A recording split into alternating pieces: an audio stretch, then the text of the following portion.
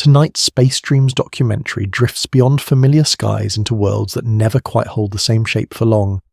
Giant planets glowing with heat, mini-Neptunes wrapped in mist, super-Earths compressed into dense quiet spheres, and super-puffs so light they seem almost like a whisper of air. Settle in as starlight draws their silhouettes and time slowly reshapes their edges.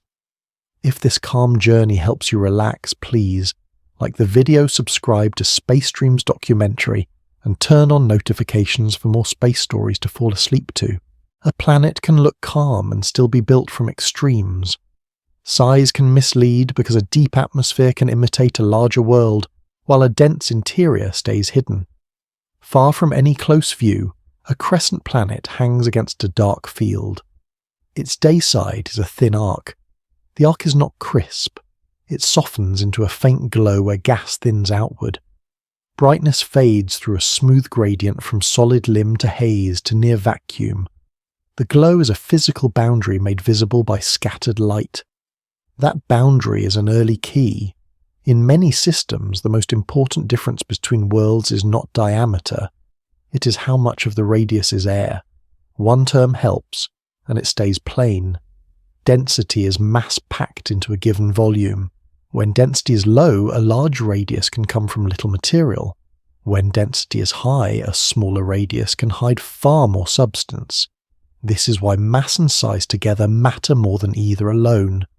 A compact rocky planet can carry a great deal of matter in a tight sphere. A gas-rich planet can look huge while holding less mass than the eye expects. A single number can anchor the idea without strain. Some very inflated planets are about 1/10, as dense as water, like pumice that drifts instead of sinking. That low density does not mean the core is weak. It often means the core is small compared with the visible radius. A light atmosphere can take up an enormous volume when it is warm. Gravity still holds it, but the topmost layers sit far from the centre. The same world can be rock at heart and haze at the edge. 4 labels appear along this spectrum and each points to a different balance. A super-Earth is larger than Earth, not necessarily similar.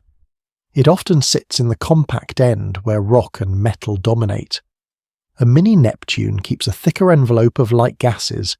Its radius is set as much by atmosphere as by solid interior. A hot Jupiter is a giant close to its star. Heat raises its outer layers and can puff its silhouette. A superpuff is extreme inflation with very low overall density. The crescent brightens slightly as the viewing angle shifts. Light skims through the upper air and spreads sideways. Tiny particles scatter it. A high haze can brighten the rim and soften the silhouette. A deeper cloud deck can block the view of lower layers and set a full surface. That full surface matters because the edge is what defines size at a distance. 2 planets can share a similar solid core size yet look very different. A core with even a modest gas envelope can appear much larger. A core with little gas stays compact. A small payoff follows from this. The boundary between super-Earth and mini-Neptune can be set by a thin fraction of gas. Most of the mass can still be in rock. Most of the radius can still be in air. The rim itself carries another clue. Along a grazing path, starlight crosses a longer slice of atmosphere. More scatterers sit in that path. The rim brightens. Deeper inward, the path shortens and the glow weakens. That simple geometry unlocks a deeper point. An atmosphere does not need to be photographed to leave a signature. It can be sensed through how sharply it draws the outline and how softly it fades at the boundary. A thick, hazy limb produces a gradual fade. A thin, clear limb produces a crisp edge. A planet can change category without changing its core. It can gain or lose only atmosphere, and its apparent size can shift dramatically. The scale shift moves down into the gas. High above, the air is so thin that collisions are rare. Molecules fly long arcs before meeting another. Lower down, collisions become constant. The same gas turns from almost transparent to strongly absorbing. Pressure rises with depth. Temperature rises or falls with height depending on the layers. Clouds appear where local conditions allow a substance to condense. Condensation creates a real boundary with a top and a bottom. Those layers can stack like soft sheets. Between them, light may pass freely or be scattered into a milky veil. Another small payoff comes from gravity and heat acting as rivals. Gravity pulls the atmosphere inward. Heat pushes it outward. When gravity is strong, a given gas stays close and the atmosphere is compact. When gravity is weaker, the same gas spreads higher and the atmosphere becomes tall. Close to a star, heating can keep the upper air expanded for long spans. Farther out, cooling can shrink the same gases into tighter shells. Over time, escape can carry away the highest layers. Loss is slow, but it is persistent. A planet can begin with a swollen halo and end with a bare rock edge. A planet can begin compact and later gather gas if conditions allow. These changes happen over millions to billions of years. On the scale of a second, the crescent looks unchanged. A limit of knowledge enters softly here. These worlds are not touched. They are inferred from light and motion. Radius often comes from how much starlight is blocked during a passage. Yet an opaque haze can make the planet seem larger than deeper layers. Mass often comes from tiny shifts in the star's movement. Those shifts can be blurred by changes on the star's surface. Even when mass and radius are known, interior composition can remain ambiguous. Different mixes of rock, metal and ice can produce the same overall density. A thin gas layer can mimic a much deeper water-rich layer. Inference becomes a set of plausible interiors rather than a single picture. That is the limit. The data describe the boundary and the bulk. The hidden middle remains partly out of reach. The crescent scene widens again, and the planet becomes one point among many. Some points pass with sharp edges. Some pass with softened edges as upper air spreads the silhouette. The dips in light repeat with steady rhythm, and then repeat again. Over long spans, that rhythm can slowly alter as atmospheres erode or thicken. On the scale of a moment, change is invisible. On the scale of hundreds of millions of years, a planet can move from puffy to compact or from thick air to bare rock. The next step moves from these ideas into the quiet methods that reveal them through light layer by layer, without ever being touched. A shadow can be more informative than a glow. When a planet crosses its star, the brief dimming carries clues about both the planet's size and its air. At this distance, the star looks like a soft disk. The center shines more strongly than the rim. The rim fades outward through a gentle gradient. A small dark circle begins to slide onto that disk. The starlight falls slowly at first. The drop steepens as more of the brighter center is covered. A smooth curve forms in time like a calm tide rising and lowering against a shore. The first unlock is simple. The depth of the dip sets the planet's apparent area against the star. A deeper dip means a larger shadow. A shallower dip means a smaller shadow. Yet even that shadow is not perfectly sharp. Around the dark circle sits a thin annulus where starlight skims through air before it is blocked. That ring is not bright on its own. It becomes visible only as filtered starlight. Light behaves as a traveller through a narrow hallway. Some wavelengths pass easily. Some are scattered sideways. Some are absorbed by molecules and haze. The planet's radius is measured at the altitude where the air becomes opaque along that grazing path. A high haze makes the radius appear larger. A clear limb lets light reach deeper. The shadow edge becomes smaller. A second unlock follows. The same planet can present different sizes in different colours, because different colours pass through different heights. The picture stays quiet and geometric. A bright disk is crossed by a moving dark bead. A thin ring at the bead's edge softens. Its softness changes from one colour band to another. This is the core idea of atmospheric filtering without close views. One term can hold it. A transit is a passage that causes a temporary dimming of starlight. The dimming is shaped by geometry.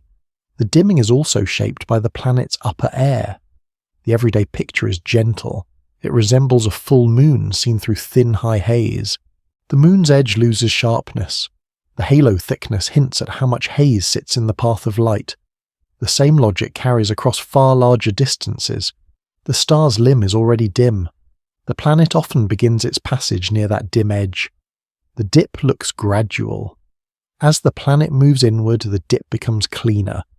The pace is set by orbit. The details are set by the star's brightness pattern and the planet's outline. A small payoff appears in timing. The moments when the shadow first touches the disk and when it leaves again set the path length across the star. A longer path suggests the planet crosses closer to the star's centre. A shorter path suggests a grazing chord. That chord matters because the filtered ring is only a small fraction of the full shadow. The signal from air can be far smaller than the main dip. It can be altered by haze. It can be muted by thick cloud tops. It can be sharpened by a clear upper atmosphere. The visual stays steady. A dark disk moves. The star remains a soft coin of light with a dim rim. The annulus around the planet is thin. It is the place where air becomes measurable as a boundary. One number can anchor how delicate this is. For some planets, the dip in starlight is about 1 in 10,000, like removing 1 grain from about 10,000 grains of sand. That is the scale of a large planet against a large star. The extra imprint from air can be much smaller still. This constraint quietly explains why thick hazes are common in inferences. A haze hides details because it scatters broadly. It makes the annulus opaque higher up. It produces a larger apparent radius with less colour structure. Clear air can show sharper features because specific molecules absorb in specific bands. The scale shift moves downward into layers. High in the limb air is thin. Collisions are rare. Scattering can dominate because particles are sparse but effective. Lower down pressure rises. Collisions become frequent. Absorption deepens. Clouds form where temperature and pressure allow condensation. A cloud deck can act like a lid. It sets a hard ceiling for how deep light can pass. That ceiling can float higher or lower as heat changes. In warm worlds with low gravity, the limb can be tall. In cooler worlds with stronger gravity, it can be compressed. The same composition can look different because the atmosphere is stretched or squeezed. Another payoff comes from mass and radius meeting again. A measured dip gives radius. A separate measure of the star's wobble gives mass. Together they yield density. Density is the bridge between shadow and substance. A high density points toward rock and metal. A low density points toward a thick envelope. Yet density is only a bulk average.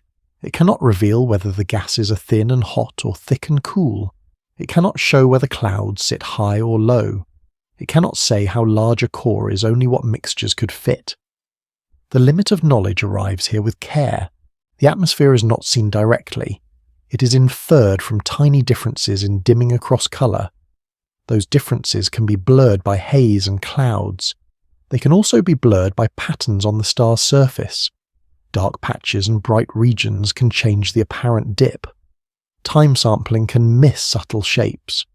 Resolution in wavelength can be too coarse to separate overlapping absorption bands. Many different atmospheres can reproduce a similar dimming curve. Inference becomes a family of possible layers, not a single map. Even so, the method offers a quiet reward. The limb is a natural laboratory. It turns distance into a filter. It turns motion into a scan. Over repeated passages, a clearer picture can build. A stable feature that repeats suggests a real atmospheric signature. A feature that shifts suggests clouds, hazes, or changing stellar patterns. The scene widens again. The star and planet reduce to a rhythm. A dip begins. It deepens. It lifts. The rhythm repeats over days or months, over millions of years. That rhythm can change as atmospheres erode or thicken. For a moment the motion is smooth. The information is carried in gentle curves. With size and mass set by light and gravity, attention can now move inward. Beneath the measured outline, pressure and layering begin to tell their own quiet story. Inside a larger rocky world, stillness is an illusion. Pressure reshapes ordinary rock into new layers, so a super-Earth can look simple and still hide complex depth. At this distance, the planet is a quiet sphere with subtle flattening. A slow spin is suggested by a faint change in brightness along the limb. A cutaway opens from pole to pole. Concentric shells sit inside one another with clean boundaries. The outer shell is thin and fractured. Beneath it, a thicker layer is darker and more uniform. Farther down, faint bands appear where density changes in steps. The scene feels like a geode sliced open, revealing rings never visible from outside. The descent begins at the surface. The upper rock holds its shape and keeps cracks. Deeper down, weight accumulates and pressure rises. Rock that seems rigid can creep slowly under steady stress. Over long spans, a solid interior can flow without ever becoming a liquid ocean. That unlocks a quiet rule. Surface appearance does not guarantee interior behavior. Heat and pressure over time decide whether rock bends or breaks. One concept carries much of the story. Compression is volume shrinking under load. Gaps between grains close. Layers press into tighter contact. It matters because radius grows slowly when mass squeezes inward. A planet can gain mass and still refuse to become much larger. Added weight mostly deepens the squeeze. The outer profile stays calm. The change hides in the interior layering and in the gravity felt at the surface. The cutaway shows this as a smooth darkening with depth. The layers crowd closer together. The same amount of material occupies less space. A small payoff follows. Two planets can share a similar radius, while one is far more massive because the heavier one is more compressed. The next checkpoint is not chemistry, but structure. Under sufficient pressure, atoms choose a tighter arrangement. A phase change is atoms rearranging into a tighter crystal structure. Like a deck of cards tapped until the edges align. The stack becomes thinner without changing what it is made of. It matters because the same ingredients can become denser without changing composition. In the cutaway phase, changes appear as thin shells. Each shell is a boundary with a different stiffness. Above a boundary, rock may deform more easily. Below it, rock may resist motion. That unlocks another rule. Layering can trap heat and slow overturning in the mantle. A gentle visual returns to the boundary itself. A narrow ring encircles the planet at a certain depth. Across that ring, shading shifts in a clean step. The boundary is not a gap. It is a change in how density rises with depth. An object sinking through it would feel a stronger pull and a tighter squeeze. Light cannot show this ring. Gravity can hint at it through bulk, density, and radius. A single number anchors the scale without pushing too hard. Deep inside large rocky worlds, pressure can reach about 1,000,000 times the surface air pressure on Earth. It feels like an ocean of weight piled above a single pebble. Under such load, pores close and empty space vanishes. Even atoms sit closer than intuition expects. The payoff is immediate. Low-density rock near the surface cannot remain low density at depth, even before phase changes begin. Compression alone makes interiors heavier than surfaces. That is why a super-Earth can keep a modest radius and still carry great mass. The cutaway drifts deeper. Broad swirls in the mantle shading suggest slow circulation. Near some shells, the swirls tighten and thin. Motion becomes layered rather than global. Heat still moves upward, but it takes longer routes. Another unlock follows from this slow transport. A thicker mantle can keep internal heat for longer, which can delay cooling over billions of years. A small world cools quickly because its interior is closer to the surface. A larger world cools more slowly because heat must cross a greater thickness. The scale shift feels gentle. A mineral grain adjusts its lattice in a moment. A planetary mantle adjusts its heat flow over spans that outlast many star cycles. The center comes into view as a smooth sphere within the shells. It is drawn with a slightly brighter edge that marks a boundary. If metal separates early, it collects toward the center because it is dense. Early warmth can allow that sinking and sorting. The core changes gravity near the middle. It also stores heat and influences the planet's long cooling path. Yet the core cannot be seen.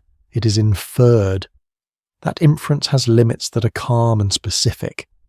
Mass comes from subtle gravitational effects and radius comes from distant light curves. Both values carry uncertainty from the star's own size and surface variability. Even exact mass and radius would not reveal a single interior recipe. Different mixtures of rock and metal can include water-rich material and still share a similar average density. Different phase boundaries can produce similar bulk compression. Models rely on how materials behave at extreme pressure, and those behaviors are not always pinned down. The result is a set of plausible interiors rather than one cross-section. This limit does not erase meaning. It clarifies what can be learned safely. A high bulk density suggests a large fraction of rock and metal. A lower bulk density suggests a thicker layer of lighter material or a gas envelope. A sharp boundary in the cutaway becomes an idea instead of a measured fact. A final visual anchor settles near the top again. The surface is shown as a thin rind with faint cracks and a gentle density gradient beneath. The rind is small compared with the whole radius. The interior carries most of the volume. That unlocks a last quiet rule for this stage. Atmospheres and surfaces are shaped by what lies below because gravity and heat rise from the interior. With compression and layering set in place, a tension can move outward again. Next comes the way air becomes a deep boundary of its own, expanding and thinning until it fades into space. A planet's edge can look soft because the planet is slowly losing itself. In that region, a warm upper atmosphere can expand and leak away, turning air into a moving boundary. The scene begins at the planet's limb during a passage. The star behind it is a pale disk with a dimmer rim. The planet's silhouette is not a clean circle. A faint veil surrounds it like a second outline. Along the nightward side, the veil stretches into a thin taper. It is not a bright tail. It is a shallow gradient that fades into darkness. Light behaves as a gentle filter here. Some starlight passes through higher layers, some is scattered into a wider glow. The first unlock is quiet and direct. The measured radius is not a rock surface. It is the altitude where the air becomes opaque along a long slant path. A higher haze lifts that boundary upward. A clearer limb lets the boundary sit deeper. The outline can change without the core changing. A term can hold the mechanism without heaviness. Atmospheric escape is gas drifting away beyond gravity's hold. Like powdered snow lifted from a ridge and carried off by wind. Like a faint scent spreading until it can no longer be traced back. It matters because a small loss each moment becomes a large change over deep time. The limb view deepens. The upper air is thin and cold compared with lower layers. Collisions are rare at the top. Molecules travel long distances between impacts. Lower down, the same gas becomes crowded and collisional. Between those regimes, a transition zone forms. It is not a hard line. It is a thickness where density falls smoothly. That thickness is one of the keys to puffy worlds. When upper air is heated, it expands. When it expands, it rises higher. When it rises higher, it is easier to lose. The next unlock follows from the shape of the taper. The tail does not require dust or ice. A stream of gas can be stretched by radiation pressure and by the flow of charged particles from the star. The stream is thinnest far from the planet. It is denser closer in. That creates a visible gradient in absorption. The silhouette becomes slightly asymmetric. The deepest shadow still comes from the solid body and thick lower air. The faint extension comes from a much thinner layer. The visual stays slow and concrete. The star's rim is dimmer. The planet's edge is softened by a translucent band. Behind the planet, that band stretches into a narrow wedge. The wedge fades as if erased by distance. A single number can anchor the scale without strain. The upper atmosphere can reach heights of about 10,000 kilometers, like the distance across a large portion of Earth's diameter. That height is not a solid shell. It is a region where gas becomes extremely thin. Even so, its cross-section in a slant path can still block light. That is why a small amount of material can matter. A modest column of gas can create a measurable imprint. The payoff is immediate. A planet can look larger because it has a tall, nearly weightless crown of air. That crown can be temporary. It can also be replenished from below. The next checkpoint turns toward what controls the leak. Gravity pulls inward, heat pushes outward. Gravity depends on mass and radius. Heat depends on starlight and on how the air absorbs it. When heating is stronger high up, the upper layers swell. When swelling is strong enough, the highest molecules can exceed escape speed. Escape does not happen as one dramatic event. It happens as a steady trickle from the fastest tail of molecular speeds. The distribution of speeds has a long high end. Even in a cool gas, a few molecules move much faster than average. Those few can drift away if the path is clear. The next unlock is subtle. A small change in temperature can cause a large change in loss rate because the fastest tail becomes more populated. A thin atmosphere can survive when the tail is small. It can erode quickly when the tail grows. The limb view returns to structure. A hazy band sits high above deeper cloud decks. The haze is made of fine particles or droplets. It scatters light and mutes detailed spectral features. A deeper cloud deck can act like a lid.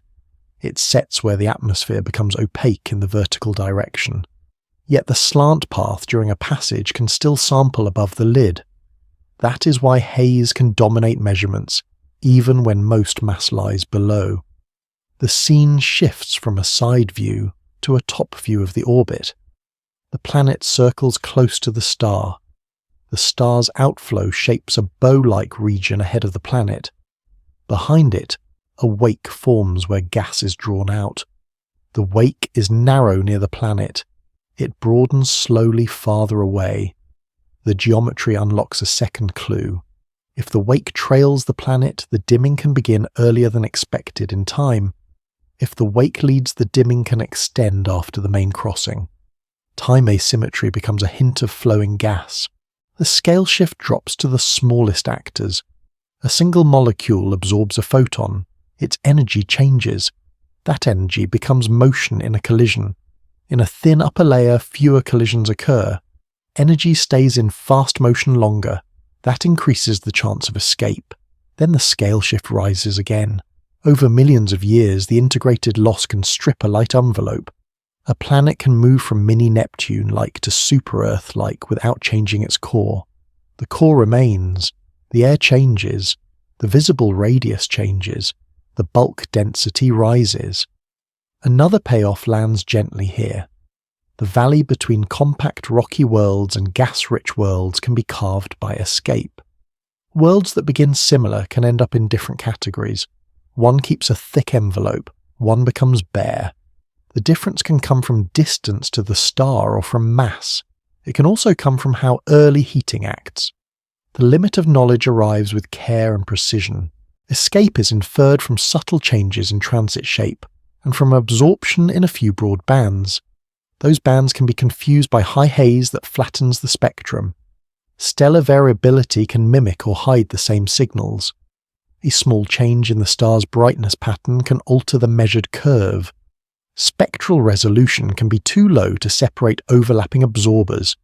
Timing precision can be too coarse to map the leading and trailing structure cleanly. Many different flows can fit the same dimming. The result is often a range of escape rates rather than one number. Even with these limits, the method offers a stable understanding. A tall, warm upper atmosphere increases apparent size. It also increases vulnerability to loss. A compact, cooler upper atmosphere reduces both. The limb becomes a boundary that can rise and fall with heating.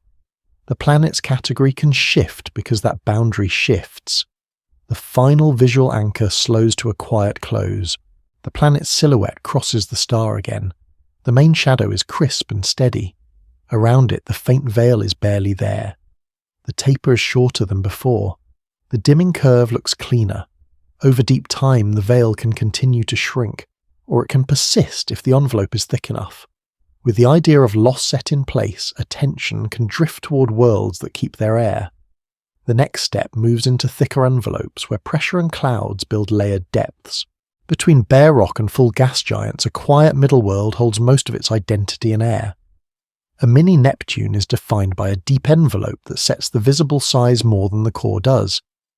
At this distance, the planet appears as a smooth disk with a muted edge. The edge is not sharp. It fades through a pale limb where the air thins upward. A slow cross-section is revealed not as a diagram but as a gentle gradient from bright to dark. The uppermost layers are almost clear. Below them haze gathers into a faint milkiness. Deeper still broad cloud decks form stacked bands. Each band has a top that looks soft. Each band has a lower boundary that darkens quickly. The first unlock is simple.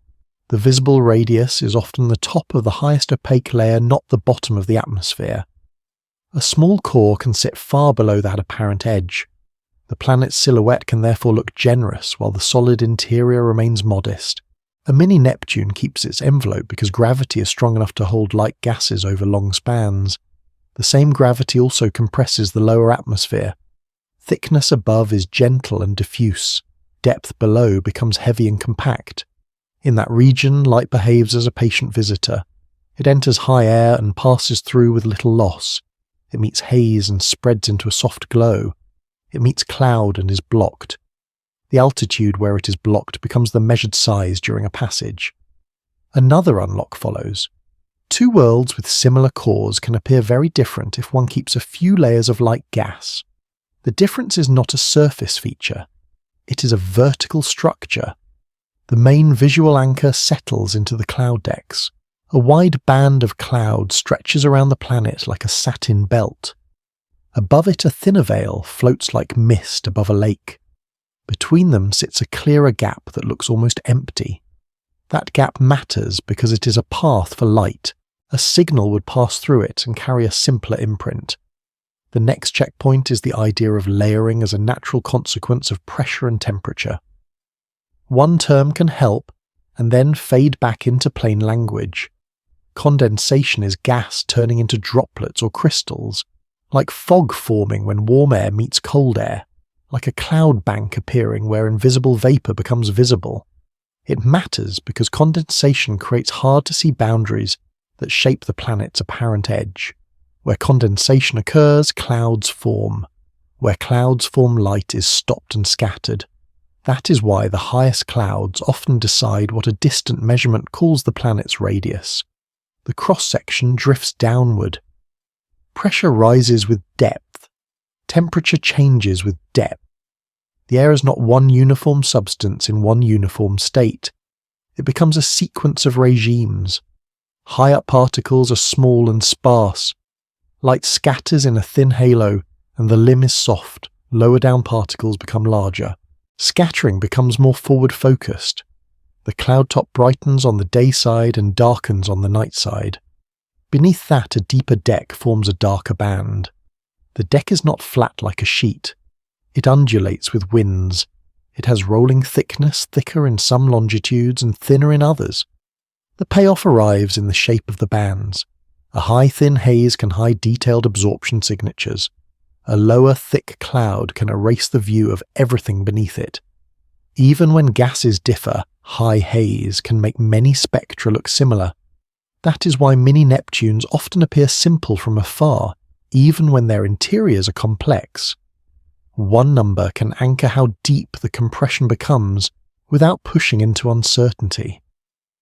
At the base of the envelope, pressure can be about 1,000 times Earth's sea level air pressure, like the weight beneath a deep ocean column pressing down on a single stone. Under that load, gas becomes dense. The distinction between atmosphere and interior begins to blur. The envelope is still mostly light elements, yet it behaves less like a thin sky and more like a heavy fluid. The next unlock follows from that. A mini-Neptune can hide a transitional layer where the gas is no longer airy. It is thick enough that temperature and pressure reshape its behavior. The planet's bulk density reflects this hidden depth, even when the top is delicate. The scale shift moves gently from small to large. A single molecule collides and shares energy in a fraction of a second. A cloud layer forms and drifts over hours and days. The deep envelope compresses and settles over millions of years. The same world holds all those times at once. The cloud belts shift and rearrange. The deeper layers respond more slowly. The core responds slowest of all. The visual anchor returns to a slow descent through layers. The upper haze looks like a faint pearl wash. Then a cloud top appears as a bright boundary. Below it the light dims quickly into a calm grey. A second deck appears lower down, darker and thicker. Between decks the air looks clearer, yet it is still dense compared with the top. The planet's radius is measured high above the densest parts. That creates another small payoff. A mini-Neptune can change its measured size without changing its total mass, simply by shifting cloud tops upward or downward. Heating lifts the high layers and raises the cloud tops. Cooling lowers them and makes the edge sharper. The planet seems to breathe in size while the core remains the same. Another concept can help and then step back. Scale height is the height where pressure drops by about 3 times. Like fog in a valley that thins quickly with altitude. Like a shoreline mist that fades after a few gentle rises. It matters because a larger scale height makes the limb taller and the planet appear larger in transit. Scale height grows when the atmosphere is warmer and when gravity is weaker. It shrinks when the atmosphere is cooler and when gravity is stronger. This turns into an immediate understanding. Warm mini-Neptunes look more inflated because their upper air spreads out. Cool mini-Neptunes look tighter because their upper air is compact. The cloud decks respond too. In warm conditions, certain clouds form higher. In cooler conditions, the same substances condense deeper. The upper boundary of opacity shifts, and the measured radius shifts with it. The limit of observation arrives in a calm and specific way. These layers are not imaged. They are inferred from subtle changes in transit depth across wavelength. Spectral resolution can be too coarse to separate overlapping absorbers. Time sampling can miss short-lived cloud changes. Stellar surface patterns can alter the apparent dip in ways that mimic atmospheric features. Even with good mass and radius interior models remain degenerate. A thick cloud deck can hide deeper absorption and make the envelope look simpler than it is. A high haze can flatten a spectrum and remove the clues that would distinguish compositions. The result is often a bracket of possibilities. One set assumes clear air and yields one scale height. Another assumes haze and yields a different one. The calm reward remains. Mini-Neptunes are recognized as layered worlds, where the visible edge is a cloud top, not a ground. Their size is a story of air depth, cloud altitude, and compression below. The cross-section closes gently back to the outer limb. The soft edge returns. The glow around the planet fades into darkness. Over long spans, some envelopes shrink by slow loss. Others remain stable and keep their layered depths. The next step moves to the dividing line. 2 worlds can begin similar then separate as one holds its air and one becomes bare. 2 planets can share a star and still drift into different identities. A small difference in heating and gravity can decide whether an envelope stays or slowly thins away. At this distance, the system is a quiet arrangement of points around a pale sun. 2 nearby orbits trace faint rings of motion over time. One planet shows a soft limb during passage. A thin halo brightens its edge and fades outward. The other planet shows a sharper edge. Its shadow begins and ends with cleaner boundaries. The first unlock is immediate. The difference does not require different cores. It can come from how high the upper air stands above the same kind of interior. The scene lingers on the star's disk. The first transit is gentle. The dimming deepens and lifts with smooth curves. The planet's outline looks slightly enlarged by a translucent rim. The next transit arrives later. The dip is similar in shape, but the edge of the shadow is crisper. The rim brightening is weaker. Light behaves as a soft probe here. It skims the limb and reveals where the atmosphere becomes opaque along a slanted path. A higher opaque layer makes the planet look larger. A lower opaque layer makes it look smaller. That single idea explains why 2 siblings can appear to live in different categories. One carries a tall crown of gas. One keeps only a thin skin. A small payoff follows from timing alone. If the hazy planet begins dimming earlier and ends later, the extra duration can come from a wide, thin outer layer that blocks light at high altitude. The sharp planet lacks that extension. The atmosphere is present yet compact. The focus shifts from silhouettes to cores. The inner planet receives stronger heating because it sits closer in. Even a modest change in distance changes the energy absorbed. The upper air warms, warm gas expands. Expanded gas reaches higher altitudes where collisions are rare. At those heights, some molecules can drift away over long spans. The outer planet receives less heating. Its upper air stays tighter. Its highest layers are less swollen and less vulnerable. The same type of envelope can therefore survive on one orbit and erode on another. This produces a quiet dividing line in many systems. A radius gap is a dip in planet sizes between rock and gas worlds, like frost that persists in one shaded hollow, while a nearby hollow turns bare. The hollows can be carved from the same ground. The difference is exposure. It matters because it hints that loss, not birth alone, shapes the final map of worlds. The visual anchor returns to the pair. One planet's limb looks like a soft ring around a dark bead. The other looks like a bead cut from clean stone. The next unlock lands in the core's pull. Gravity strengthens with mass and with compactness. A denser core holds gas more firmly. A lighter core lets the same gas spread outward.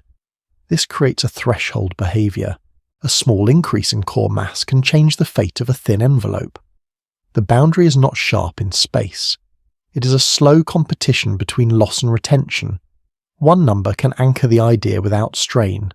A core around 5 times Earth's mass is like 5 equal stones gathered into one pile. Such a core can hold onto light gases more easily than a smaller one. A smaller core can still keep gas if heating is mild. A larger core can still lose gas if heating is extreme. Yet the number helps as a steady reference. The payoff is calm and clear. 2 planets with similar sizes can separate over time because one core holds gas better. The other becomes exposed as the envelope thins. The journey moves into the atmosphere itself. In the upper layers, density falls with altitude in a smooth gradient. The gradient is a physical detail that matters. A gentle gradient makes the limb fade softly. A steep gradient makes the limb sharp. Heating can lift the gradient upward. Cooling can press it downward. Clouds and hazes add their own layers. A high haze can create an early opacity ceiling. A deeper cloud deck can hide everything beneath it. The hazy planet shows a faint bright rim. The rim is not uniform. It thickens slightly where the path through air is longest. It thins where the line of sight cuts through less material. The sharper planet shows less of that variation. Another payoff follows from that geometry. The same planet can look larger in one colour band and smaller in another, because different wavelengths sample different heights. A tall atmosphere increases those differences when it's clear. A high haze can flatten them by scattering broadly. The scene widens and time stretches. In a single orbit, the difference looks small. In thousands of orbits, the inner planet loses a tiny fraction again and again. In millions of years, that repetition can remove a large share of a light envelope. The scale shift drops to the smallest motions. A molecule absorbs energy and moves faster. A collision shares that energy. In a thin upper layer, collisions are fewer, and energy stays in fast motion longer. Then the scale rises again. Over billions of years, the integrated loss can carve a population gap. Some worlds settle as compact super-Earths. Some remain mini-Neptunes with deep envelopes. The system's 2 siblings become a quiet example. Their present looks stable, yet it is a snapshot of a long drift. A limit of observation enters with care. The boundary is inferred from tiny changes in starlight during passages. Those changes can be blurred by haze that masks detailed absorption. The star's own surface patterns can alter the dimming curve and mimic atmospheric signals. Mass estimates can carry uncertainty when stellar variability adds noise to subtle motions. Radius estimates can shift if the star's size is not pinned down precisely. Even with mass and radius, multiple interior and envelope combinations can produce the same bulk density. A thin hydrogen layer can resemble a thicker water-rich layer in distant signals. The history also remains hidden. A present-day bare world could have formed bare or could have been stripped. A present-day puffy world could have formed puffy, or could have migrated inward after a calmer youth. These are the boundaries of inference. The data describe the outline and the bulk. The path taken to arrive there is often a set of plausible stories. The calm reward remains because the competition itself is robust. Heating tends to expand upper air. Expansion tends to increase vulnerability to loss. Stronger gravity tends to compress and retain. The pair of transits repeats. One shadow remains slightly softened by a high veil. One remains crisp. The system settles into a rhythm of gentle dips. With this dividing line in view, attention can move closer to the star. Their giant planets endure heat that reshapes their outer layers into a different kind of inflation. Close to a star, a giant world keeps a permanent face. A hot Jupiter stays large and warm because intense starlight expands its upper layers into a thick, high atmosphere. At this distance, the star is a bright disk that fills much of the sky.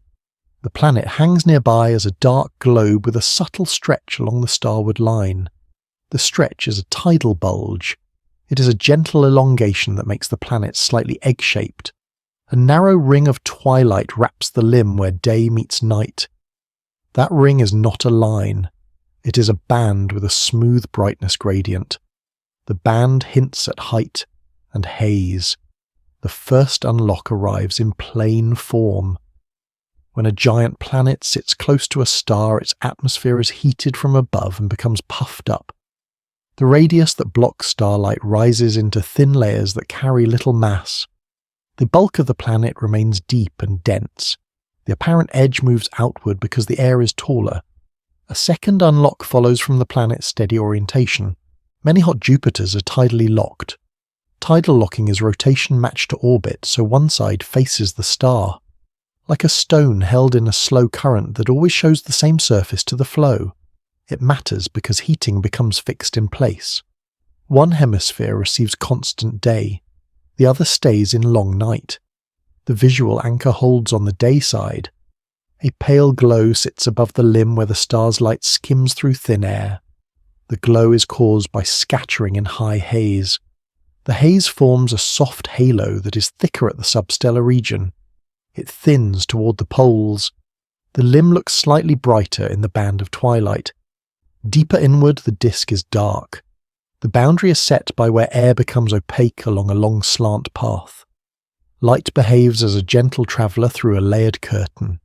In the highest layers it passes with little loss. In hazier layers it is scattered and softened. In deeper layers it is absorbed and blocked by clouds and molecules. The planet's measured size is therefore an altitude, not a solid surface. The next checkpoint is the atmosphere's response to heat. Heating raises temperature. Rising temperature raises the scale of the atmosphere. The upper layers expand. Expansion makes the limb taller. Tall limbs make the planet look larger during passage. This chain is simple. It is also powerful. One number can anchor how extreme the heat becomes. Some hot Jupiters have upper atmospheres near about 1,500 degrees, like the glowing face of fresh lava seen from a safe distance. At such temperatures, many familiar condensates cannot remain solid. Cloud materials change. Haze can dominate. The payoff is immediate. A hot Jupiter can be puffy without needing to be low mass because heat lifts the boundary that defines its silhouette. The scene shifts to the planet's night side edge. The night side is not black in absolute terms, but it looks dim against the star. The twilight band remains. It marks a sharp contrast in heating across the globe.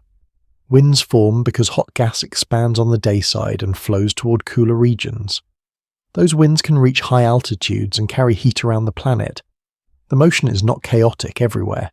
It often organizes into broad jets. The jets wrap around in bands that are nearly parallel to the equator. The bands are not seen directly here. They're implied by subtle asymmetries in the limb haze. A slightly thicker haze on one side suggests a prevailing flow. A small payoff follows from this steady circulation. The day side does not simply bake in place. Heat is moved. That transport changes how inflated the planet remains. Efficient transport cools the day side aloft and can reduce the highest expansion. Inefficient transport leaves the upper day side hotter and taller. Either way, the twilight band remains a physical boundary. It is the place where temperature and chemistry change rapidly with longitude. The visual anchor returns to the tidal bulge. The planet's outline is slightly elongated toward the star. It is also slightly elongated away from the star. The elongation is small, but it is coherent.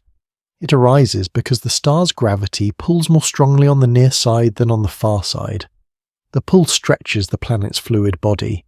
This stretching can stir interior layers and add heat. It can also maintain a slight inflation over long spans. The payoff is gentle and clear.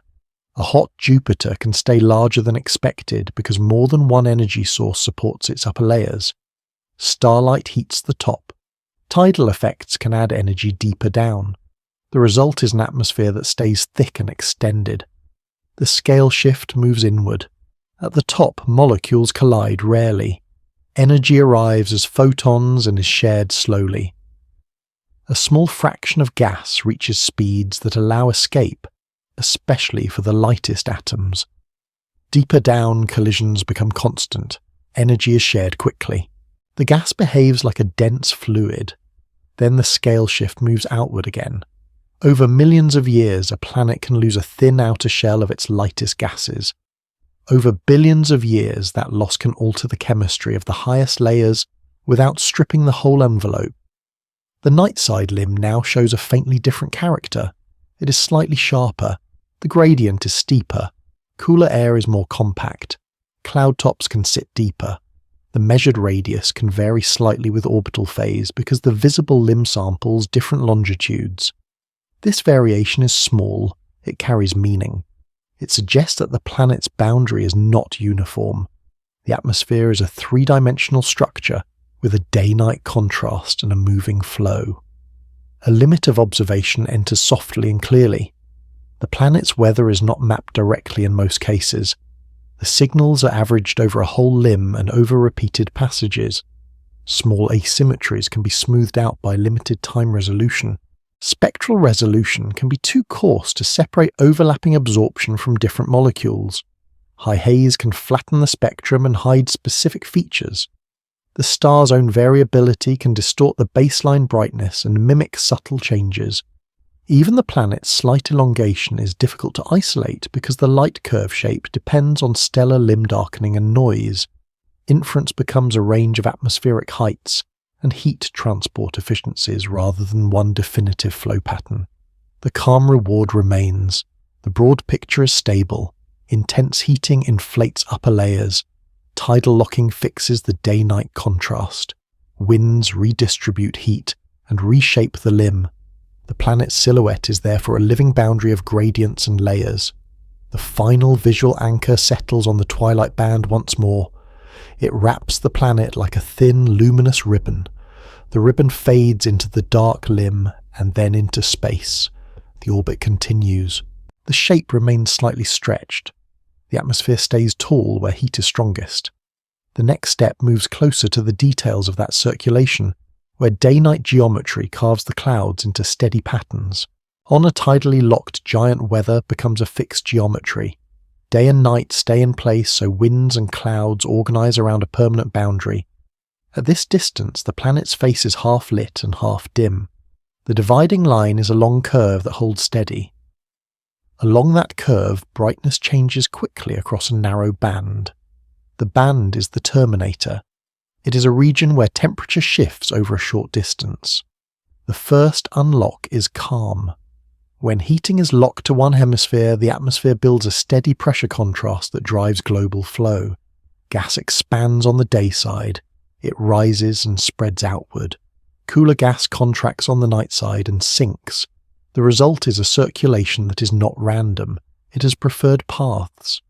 The main visual anchor settles on a broad jet that wraps around the planet. The jet is hinted by a long, slightly brighter stripe that runs near the equator. The stripe is not a painted line. It is a band where haze is thicker and where clouds sit at a different height. On the day side, the stripe looks washed and bright. On the night side, it fades and becomes more subtle. The stripe curves with the globe. It stays nearly parallel to the equator and keeps its shape over many rotations. Light behaves as a soft revealer of layers. A signal would sample higher air where haze scatters and lowers air where clouds absorb. If the jet lifts haze upward, the limb grows softer and the planet appears slightly larger in that band. If the jet pushes clouds downward, the limb sharpens and the planet appears slightly smaller there. The next checkpoint turns toward the balance of heating and motion. Heat arrives mostly on the day side. Motion tries to spread it. The key is time scale. If winds move heat quickly, the day-night contrast becomes mild. If winds move heat slowly, the contrast stays strong and the terminator becomes sharper. One term can hold this without heaviness. Advection is heat carried by moving air, like steam drifting across a kitchen ceiling from a single pot, like dye spreading through water when the whole bowl is gently stirred. It matters because it sets how different the two hemispheres can remain. A small payoff follows from cloud placement. Where air rises, it cools and can form clouds higher. Where air sinks, it warms and can clear clouds. The jet can therefore create a pattern. Bands of rising motion can host high hazes that brighten the limb. Bands of sinking motion can host deeper cloud tops that darken and sharpen edges. The geometry of the winds becomes geometry of appearance. The scene moves closer to the terminator band. The band is narrow compared with the planet's radius. Within it, temperature drops across a short distance. Condensation can occur quickly there. A thin line of cloud can form like a seam. The seam is not rigid. It drifts slightly east or west depending on the winds, yet its presence can remain persistent because the forcing remains persistent. Another unlock arrives. A hot Jupiter can have stable patterns because the same forcing repeats every moment. A storm can shift, but the overall structure can persist. The jet is maintained by the planet's rotation, and by the way heating creates pressure gradients. The physical detail that holds this is shear. Adjacent layers can move at different speeds. Shear stretches clouds into long streaks. It also limits vertical mixing in some regions. That can keep hazes aloft in a band. It can keep deeper clouds separated below. The visual anchor returns to a banded globe. The day side shows long, faintly curved streaks. The streaks are aligned. They look like brushed silk laid across the sphere. The night side shows fewer visible streaks because it is dim, yet the same structure is implied by the limb's slight changes in sharpness. The payoff is immediate. Even without direct images, a consistent banded limb suggests organized winds rather than chaotic turbulence. One number can anchor the pace of motion without forcing detail. Some hot Jupiters have winds of about 5 kilometers each second, like a fast river current crossing a wide valley in a single breath. Such speeds can move heat from day toward night efficiently, yet efficiency is not guaranteed. Strong heating high up can create a temperature inversion that traps energy above. An inversion is temperature rising with altitude, like a warm lid over a cooler layer, like a ceiling of heat that prevents easy mixing.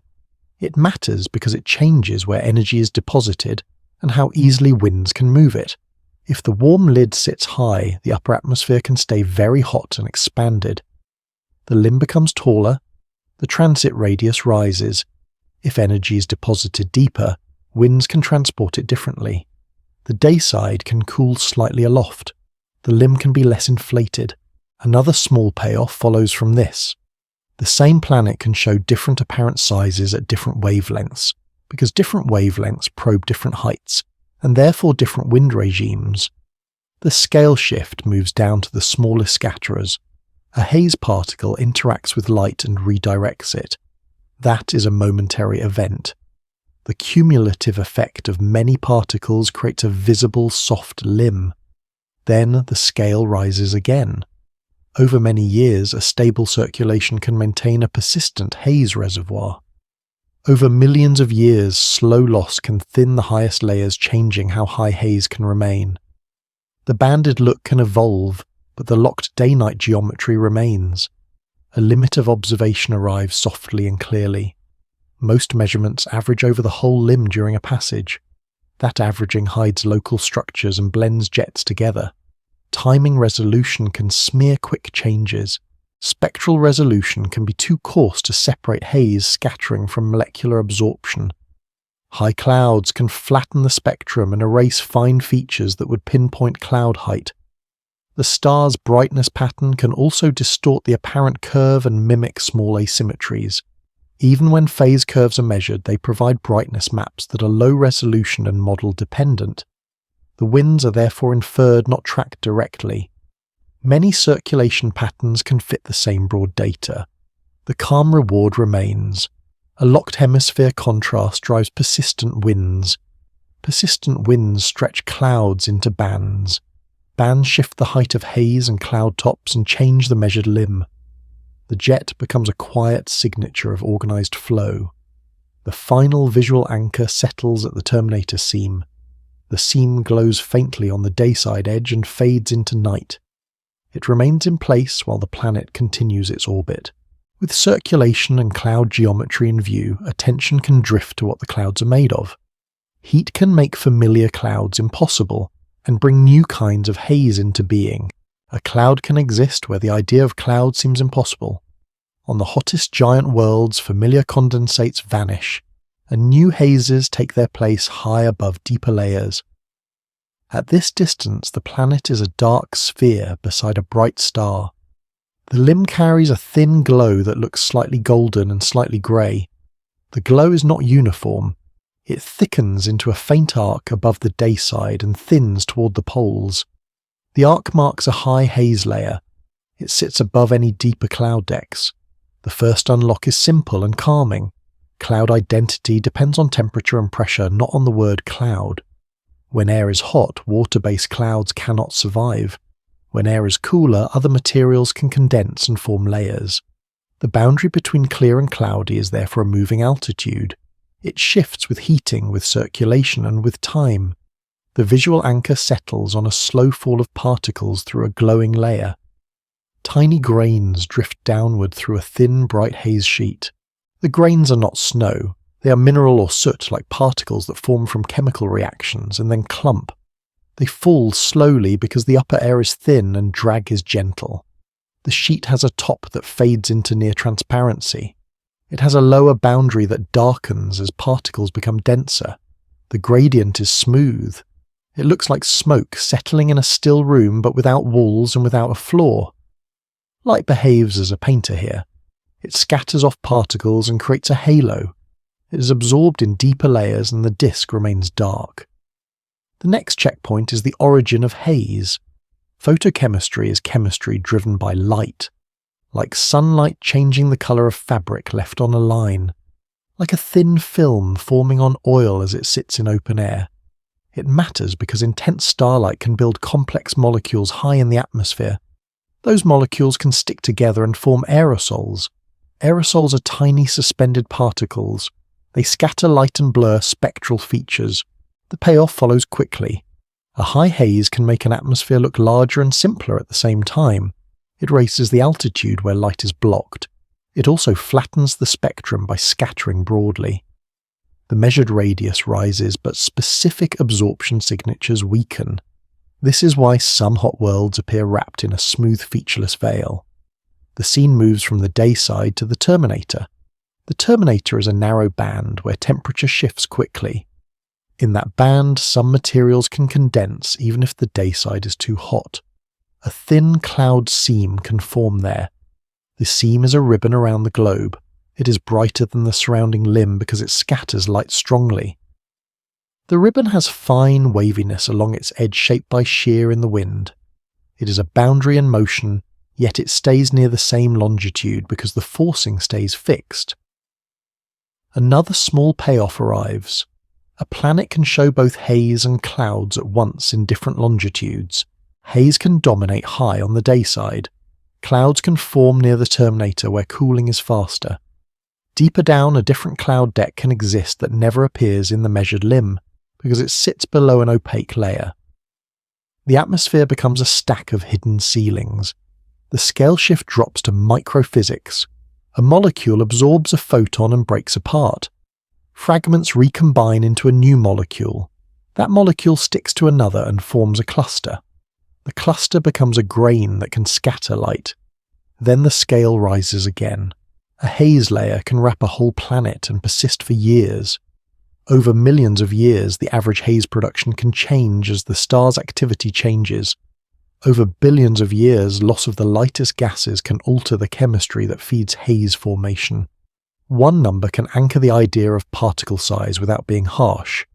Haze grains can be about 1/1000th of a millimeter across, like the finest flower dust that hangs in a sunbeam. Grains that small scatter short wavelength light efficiently. They can brighten the limb and mute fine absorption lines. Larger grains scatter more forward and can dim the halo. The particle size therefore shapes the planet's apparent edge.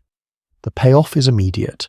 A slight shift in grain size can change how inflated the planet looks in transit, and how smooth its spectrum appears. The visual anchor returns to the slow fall. As grains settle, they can be destroyed by heat or incorporated into deeper clouds. Settling creates a vertical gradient.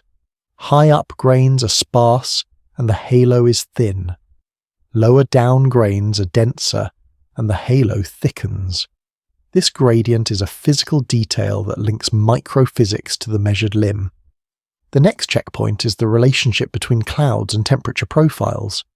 Some hot giant planets have upper layers that get warmer with altitude.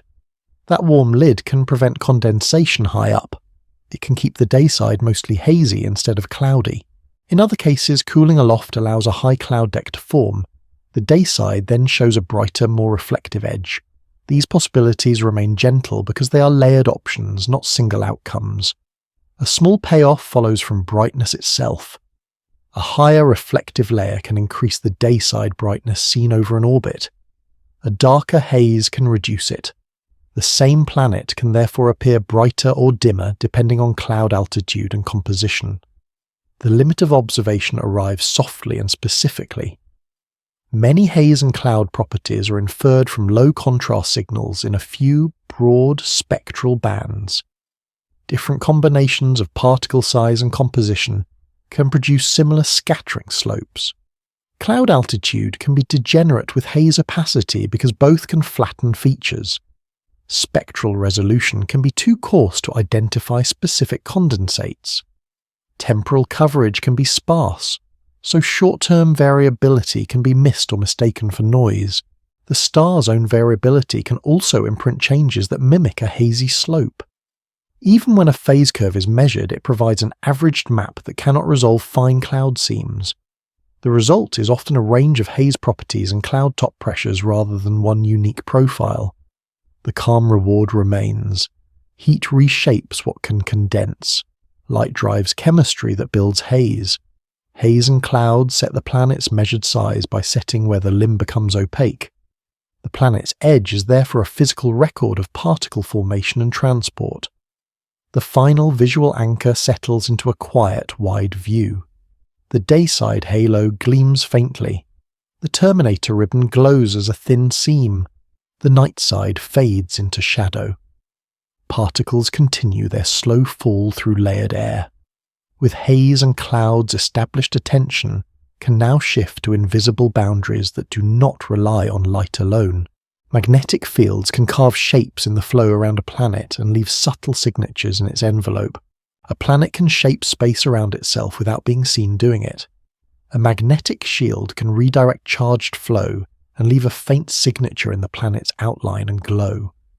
At this distance, a hot giant crosses close to a bright star. The transit curve is smooth, yet around the planet's dark disk a subtle asymmetry appears in the highest layers. The dayside edge seems slightly thicker, the nightward edge seems slightly more extended. The main visual anchor settles above the poles. Two dim ovals of light trace the polar regions. The ovals are not sharp. They are thin bands with a soft inner edge and a fading outer rim. Their brightness is low, like a faint wreath seen through mist. The ovals sit in the upper atmosphere where gas is extremely thin. They outline where charged particles are guided downward along invisible paths. The first unlock is quiet. A magnetic field can define where energetic particles enter the atmosphere, so light can appear in rings rather than everywhere. One term can hold the idea and then release it. A magnetosphere is the region controlled by a planet's magnetic field, like a smooth shell that deflects a steady wind of charged particles, like a clear dome in a drizzle that keeps the inner space quieter. It matters because the dome changes how a planet loses atmosphere and how its upper layers heat. This scene shifts forward into the oncoming flow. In that region, the star releases a stream of charged particles. The stream meets the magnetosphere and must slow and divert. A curved boundary forms ahead of the planet. It is not a solid wall. It is a thin region where density and temperature jump. That boundary is a bow shock. The bow shock is visible only as a shape in absorption and in faint emission. It sits in front of the planet like a crescent barrier. Its outer edge is sharp, its inner edge is more diffuse. A small payoff follows immediately. If a bow shock stands far enough ahead of the planet, the earlier stages of a transit can begin sooner than the planet's solid body would suggest. The extra dimming can come from hot, thin gas in that shock region. The planet seems to arrive early because its shielded space arrives early. The visual anchor returns to the polar ovals. The ovals remain centered near the poles, but their brightness can vary with the incoming flow. When the star's outflow is denser, more particles are guided downward, and the ovals brighten slightly. When the outflow is gentler, the ovals fade. The bands are also shaped by the tilt of the magnetic axis. If the axis is tilted, the ovals are not perfectly centered. One oval can sit closer to the limb, the other can sit deeper on the disk. The geometry becomes a quiet clue to orientation. Light behaves as a tracer here. It is emitted when energetic particles collide with upper air and excite atoms and molecules. It is absorbed when thin gas sits along a long slant path and blocks certain wavelengths. Both effects are subtle. Both are linked to where charged particles are allowed to go. The next checkpoint is the tail. Downstream of the planet, the magnetosphere stretches into a long wake. This wake is the magnetotail. It is narrow near the planet. It widens gradually with distance. The tail is not a bright object.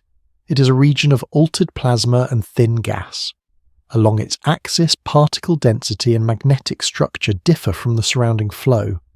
The tail can guide escaping atoms and shape how the upper atmosphere is stripped. Another payoff lands softly. A planet with a stronger magnetic shield can reduce direct erosion on the day side even while its upper atmosphere stays hot and expanded. The shield does not stop heating by starlight. It changes where particle-driven heating occurs. It changes where loss is most efficient. The system therefore gains a second set of boundaries. One boundary is the optical limb where the atmosphere becomes opaque. Another boundary is the magnetic standoff where the incoming flow is diverted. When those two boundaries are far apart, a large invisible volume exists around the planet. That volume can be detected indirectly through early or extended dimming. One number can anchor the scale without forcing a fragile claim. The standoff distance can be about 10 planetary radii, like an umbrella, that opens 10 times wider than its handle. That distance depends on the incoming pressure and on the strength of the planet's field. It can shrink and expand as conditions vary. Yet the image is stable. The shield can be much larger than the planet itself. The scene slows to a close view of the bow shock arc. The arc is slightly ahead of the planet's motion. It is thicker near the substellar point and thinner toward the sides. The arc is not perfectly smooth. Small ripples appear along its edge where the incoming flow is uneven. Those ripples are slow waves in a charged medium. They are shaped by magnetic tension and by the flow's speed. The ripples provide another small payoff. Even without direct imaging, a consistent asymmetry in transit timing can suggest a structured upstream boundary rather than a simple spherical halo. The story moves inward to the planet's upper atmosphere. Above the cloud tops, gas is ionized more easily. Energetic light from the star breaks molecules apart. Charged fragments appear. These fragments respond strongly to magnetic fields. In a magnetized upper atmosphere, motion is not equally free in all directions. Particles spiral along magnetic lines. They cross field lines more slowly. That creates channels. It also creates regions where heating concentrates. The polar ovals are one such region. Their ring-like shape is a physical detail tied to magnetic geometry. The ovals are not decorative. They show where guided particles enter. The scale shift drops to a single collision. A fast particle strikes an atom high in the atmosphere. The atom is excited for a moment and then releases light. In the same thin region, another particle collides and transfers heat. These are quick events. The scale rises again. Over hours and days, the pattern of entry can remain fixed because the magnetic field remains fixed. Over millions of years, the shield can influence how quickly a planet loses its lightest gases. It can shape the long-term evolution of the upper layers without changing the deep interior. A limit of observation enters with care and clarity. The polar ovals are faint and often lost in glare and noise. Their brightness can be blended with the star's own variability. The bow-shock signature can be confused with a high haze layer that also causes early dimming. Timing precision can be insufficient to separate a shock that leads the planet from a long atmospheric tail that trails it. Spectral resolution can be too coarse to isolate emission from the thinnest upper layers. Models must assume the star's outflow strength and its variability, which may not be measured directly for distant systems. Even when a consistent asymmetry is detected, multiple magnetic and atmospheric configurations can reproduce it. Inference becomes a family of plausible shields and flows rather than a single mapped structure. The calm reward remains. Magnetic structure provides a second way to understand the edge of a world beyond clouds and haze. It explains why some planets show early dimming, why some show extended absorption, and why light can gather in rings near the poles. The final visual anchor returns to the dim ovals. They hover like soft halos on a dark globe. The bow-shock arc holds steady ahead of the planet. The long tail fades into darkness behind. With invisible boundaries shaping visible signatures, attention can now drift toward worlds where the atmosphere dominates everything. The next step moves to planets that are mostly sky with cores hidden deep inside a vast pale envelope. A planet can look enormous while carrying only a small share of mass. A super-puff world appears large because its upper air spreads into a vast thin halo. At this distance, the star's disk is steady and pale. The planet crosses as a dark seed inside a much wider veil. A translucent shell absorbs a little light and scatters a little more. The shell has an outer rim that fades slowly into darkness. The inner rim is clearer and slightly sharper. The first unlock is simple. The measured radius is often the height of haze, not the depth of the planet. The dimming begins early as if a wide curtain arrives before the core. Near mid-transit, the seed makes the deepest notch. Yet the veil keeps the light muted before and after. Light behaves as a long path through thin air here. Along a slanted route, sparse particles can still matter. The outer boundary is not a hard line. It is a fading edge where density becomes too low to leave a mark. The rim looks like a soft ring drawn with dry chalk. Deeper down clouds sit far below that top rim. This separation is why the planet can seem inflated. A single number can anchor how light such worlds can be.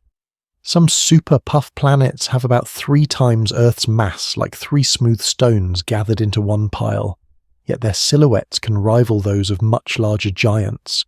The consequence is a very low average density. The volume is dominated by thin gas and the spacing between molecules. The next unlock follows from that contrast. A small addition of gas can create a large addition of radius when gravity is gentle. The upper air expands until a layer blocks enough light along the transit path. A faint haze layer can decide where the planet ends in a light curve. The view drifts into a calm descent through the atmosphere. High above, collisions are rare and paths are long. Lower down, collisions become common and energy spreads quickly. Still deeper pressure rises and the gas behaves like a dense fluid. Between these regimes, haze forms where chemistry and temperature allow. The haze settles into layers with different particle sizes. One layer scatters strongly and makes the halo bright. Another layer absorbs more and makes the halo darker. A small payoff lands in the way the radius shifts with wavelength. Strong scattering can make the planet look larger in bluer light. A clearer limb makes the radius change less with colour. That difference points to haze height and grain size. The main visual anchor returns to the halo's outer rim. Faint scallops appear along it like shallow ripples on a calm shore. Each scallop marks winds gathering haze into a slightly thicker arc. The arcs are subtle and slow. They can create a weak difference between the start and end of the transit. The next checkpoint is the balance that holds the halo up. Gravity pulls inward, heat puffs outward. On a low-gravity world, the same heat lifts air higher. In that region, scale height becomes large. Scale height is the height where pressure drops by about 3 times, like a crown of sea foam that rises above a wave and thins quickly, like spray that fades with each small step upward. It matters because a larger scale height makes a taller limb and a broader halo. The scale shift drops to a single particle. Energetic light breaks a molecule apart. Fragments recombine and begin to cluster. A tiny grain forms and grows by collisions. The grain drifts in slow currents through thin gas. Then the scale rises again. A planet-sized halo is built from countless grains moving in broad circulation. A small payoff follows from the grain's fate. If grains settle, the high halo thins and the planet appears smaller. If upward motion keeps grains aloft, the halo persists and the planet stays large in transit. The view slides toward the terminator band. There dayside warmth meets nightside cool. A narrow seam forms where condensation becomes easier. This seam is a muted belt with a soft upper edge. Above it the halo remains. Below it cloud decks deepen into darker layers. Another unlock arrives. The visible planet can be defined by haze above clouds, even when clouds hold most of the mass. This definition is fragile. A small change in circulation can lift haze or clear it. The category of the world can seem to shift while the core stays steady. The limit of observation enters with care and precision. Mass is inferred from subtle gravitational effects on the star's motion. Those signals can be small for low-mass planets. Radius is inferred from transit depth and from the star's size. Uncertainty in the star's size becomes uncertainty in the planet's size. Haze adds another ambiguity by moving the effective limb upward. A cooler, clearer atmosphere can yield a smaller radius for the same mass. Different temperature profiles can fit similar spectra when resolution is limited. Time sampling can smooth out short-term haze changes. The result is often a family of models rather than one exact structure. Even so, the broad picture remains stable. Low gravity and warm upper air favour extended halos. High haze favours large measured radii. The journey moves to consequences that unfold over long spans. A puffy halo intercepts more starlight and more charged flow. That can increase heating in the highest layers. It can also increase escape of the lightest atoms.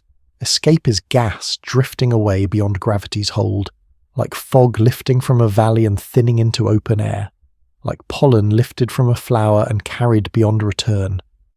It matters because the halo can be a temporary phase. Over ages, slow loss can shrink the limb. The world can slide toward a denser state as the highest layers fade. The final visual anchor holds the halo as it disappears into space. The outer rim becomes so thin that it almost vanishes. The inner limb stays slightly brighter where haze is denser. The central seed remains a quiet shadow. The transit ends with a long, soft lift in brightness. No sharp edge arrives at the end. With these ghostly halos, established attention can widen to the larger sensors of worlds. Patterns across many systems reveal how often such fragile sizes survive, and how often they are sculpted away. Across systems, the planets do not appear as a random scatter of sizes.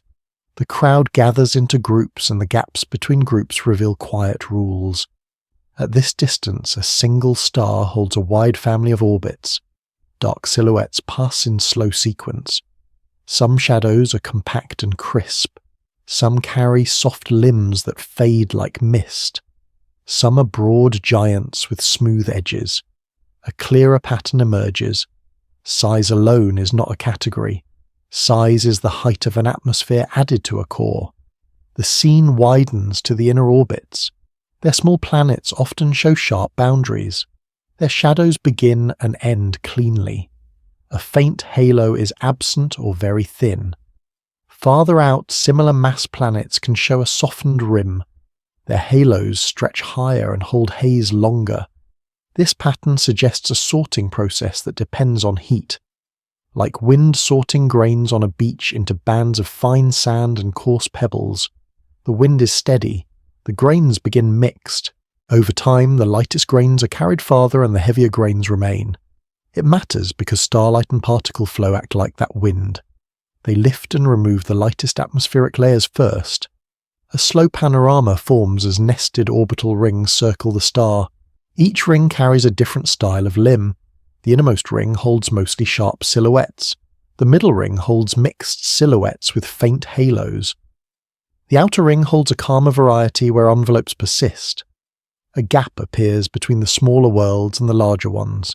In many populations, fewer planets appear at about twice Earth's radius, like a saddle between two gentle hills. The gap is not empty.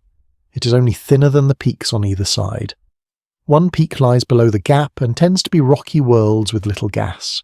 The other peak lies above the gap and tends to be worlds with deeper envelopes. A small change in gas shifts the measured size more than the mass. A modest loss of gas can move a planet from the upper peak to the lower peak without changing the core much. The valley is the border zone where small envelopes are fragile.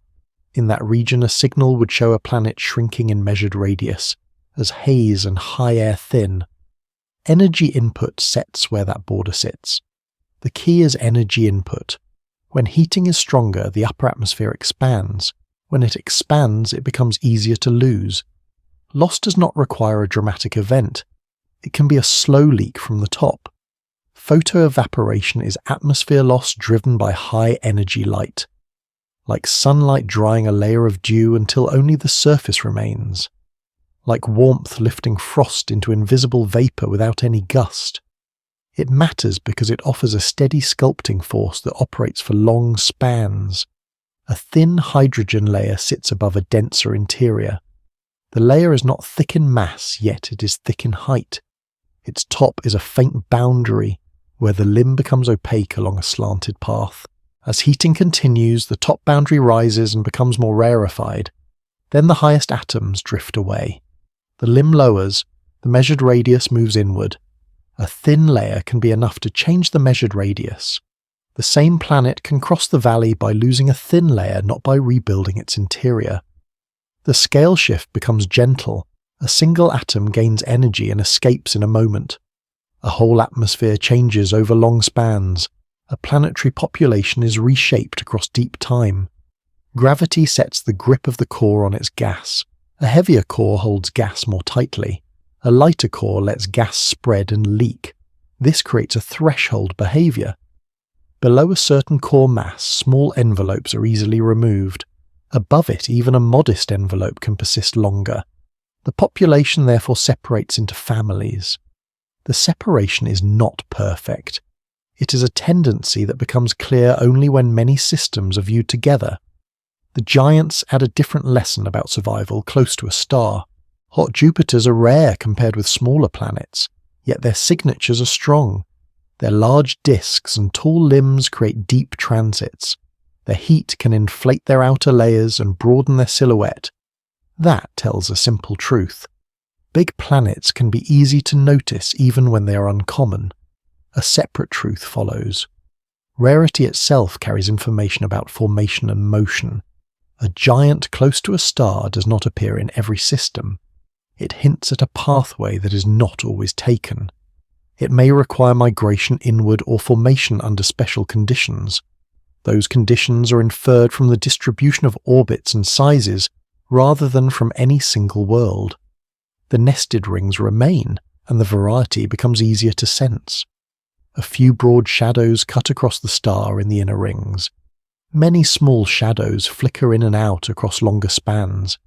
The system feels like a slow dance of gradients and edges. At this distance, some patterns can look stronger than they are. A signal is easier to detect when a planet is larger. A signal repeats more often when an orbit is short. That means close-in giants and close-in superpuffs can be overrepresented in any sample built from repeated dips. This is a limit of observation. The census is weighted toward worlds that make loud shadows and frequent returns. Another limit sits in the interpretation of mass and radius. A thick envelope can mimic a low-density interior in the same measured size. A rocky core with a small gas layer can resemble an icy core with less gas. Even with careful modelling, multiple compositions can fit the same mass and radius. This limit does not erase the patterns. It only softens their edges. Repetition across different stars strengthens the inference. When the same valley appears across different stars, it suggests a real physical process rather than a measurement artifact. Time adds the last layer to the pattern. Young systems can hold inflated envelopes that later contract or erode. Older systems can show more stripped cores close in. The valley can deepen as the lightest layers are removed. The valley can also blur if new gas is supplied or if orbits change. The panorama lingers on the beach analogy again. Wind does not choose a grain. It simply applies a steady push and the landscape sorts itself. In the same way, a steady flow of energy can sculpt the visible sizes of planets. The shoreline bands become sharper. In the same way, the most fragile envelopes are removed first, and the surviving planets define cleaner groups. The panorama dims and the rings fade into the wider dark. The last transit ends with a smooth rise in starlight. The orbits continue without hurry. In the next stretch, the focus can narrow from populations to paths. A single world can begin as a hazy mini-Neptune and settle into a denser super-Earth as its highest air fades. Some planets do not keep the size they show at birth. A hazy mini-Neptune can settle into a denser super-Earth when its highest gas thins and the measured limb drops. At this distance, a small world crosses a quiet star as a dark bead wrapped in a pale rim. The rim is not a surface. It is a thin, glowing boundary where air becomes opaque along a long slant path. The first unlock is calm and direct. A planet can appear large because the edge that blocks light sits high in very thin gas. When that thin gas is reduced, the visible edge moves downward and the planet looks smaller. The main visual anchor holds a slow, repeated transit. The first transit begins with a gentle dimming earlier than the bead alone would cause. The early dimming is a soft veil that arrives before the darkest centre. Near mid-transit, the deepest notch is narrow and steady. Afterward, the veil lingers and the light returns slowly. Over long spans, the veil becomes thinner. The early dimming shortens. The deepest notch stays, but the halo fades. The same orbit continues. The same core continues. Only the outermost layers change the silhouette. A key boundary explains why the outermost layers matter so much. The exobase is where collisions become too rare to confine gas, like mist at the top of a valley that no longer feels the ground, like smoke thinning until it stops behaving like a single sheet. It matters because above this boundary a small fraction of atoms can drift away and not return. This process is escape. Escape is gas leaving gravity's hold. The next unlock follows immediately. Losing a small amount of light gas can remove a large amount of apparent size, because the apparent size is set by the highest haze and the longest slant paths. The journey moves inward through the layers that are not easily lost. Above the deeper clouds, air is warm and light. It is also the first region to be heated by energetic starlight. Molecules are broken into fragments. Some fragments become ions. Energy is deposited high, so the top expands. Expansion raises the exobase. A higher exobase makes escape easier because atoms begin their outward drift from a higher altitude. The physical detail that holds this is a pressure gradient. Pressure falls with height. When heating makes the upper layers warmer, the pressure falls more slowly. The gradient becomes gentler. The atmosphere becomes taller. The limb moves outward. Then the same tall structure offers more area for loss. A small payoff arrives. A planet can be most vulnerable when it looks most inflated because inflation lifts the boundary that controls escape. One number can anchor when this sculpting is most effective. The strongest reshaping often happens in about 100 million years, like a brief thaw between long ice ages. That span is short beside a star's long life. It is long beside the quick mixing of air in the upper layers. The scale shift becomes quiet and clear. In a single second, a collision transfers energy, and a particle changes direction. In that same second, the average atmosphere hardly changes. Over that long early span, the cumulative loss can lower the outer limb by many scale heights. The measured radius can drop even if the core remains unchanged. The scene turns toward the terminator seam where day meets night. That seam can be a thin belt of haze and cooler cloud. It can also be a region where winds lift gas and keep particles aloft. If the seam stays hazy, the measured radius stays high. If the seam clears, the measured radius falls. Another payoff follows. Changes in haze can mimic changes in size. A planet can appear to shrink in some wavelengths while staying steady in others, because different colours probe different heights. This makes the border between mini-Neptune and super-Earth a border in measured altitude, not a border in rock. The journey continues downward to the envelope that remains after the highest layers are trimmed. A mini-Neptune holds a core and a surrounding layer of light gases. That layer can be thin in mass and thick in height. When loss removes a portion of that layer, the remaining gas can cool and contract. Contraction tightens the atmosphere against the core. A useful analogy holds this without urgency. It resembles foam on a hot mineral spring that collapses as the water cools. The foam does not vanish because the water vanishes. The foam vanishes because the conditions that support bubbles change. In the same way, a puffy outer limb can fade because heat and composition change. The core can remain. The top boundary can drop. The visual anchor returns to the transit sequence. At first, the halo rim is broad and fuzzy. It shows a gentle brightness gradient at the limb. Later, the limb sharpens. The gradient becomes steeper. The transit begins closer to the bead's true edge. The tail of dimming after transit becomes shorter. The planet looks cleaner. It looks smaller. The same orbit repeats with a calmer, more compact silhouette. The next checkpoint is the competition between loss and retention. Gravity pulls inward, heating pushes outward. A heavier core holds gas more tightly. A cooler upper atmosphere contracts and reduces the escape rate. This creates a threshold behavior.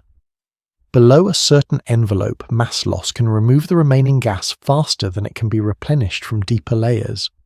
Above that envelope, mass loss can slow and the atmosphere can persist. Another small payoff lands.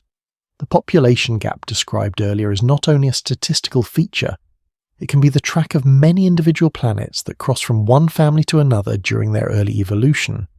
The limit of intuition enters softly and specifically. It is tempting to imagine escape as a steady visible stream. In most cases, the escaping gas is too thin to be imaged as a clear plume. It is also shaped by winds and by the star's variable output. A second limit is observational. Radius is inferred from transit depth and the star's size. Uncertainty in the star's size becomes uncertainty in the planet's size. Haze adds degeneracy by raising the effective limb without adding much mass. Mass is inferred from small gravitational effects that can be difficult to measure for small planets. A third limit comes from models. Different mixtures of rock, water, and gas can share similar mass and radius. Cooling history is often unknown. The same present size can be reached by different paths. The calm reward remains. Even with these limits, the direction of the process is robust. Heating expands the top. Expansion makes loss easier. Loss lowers the limb.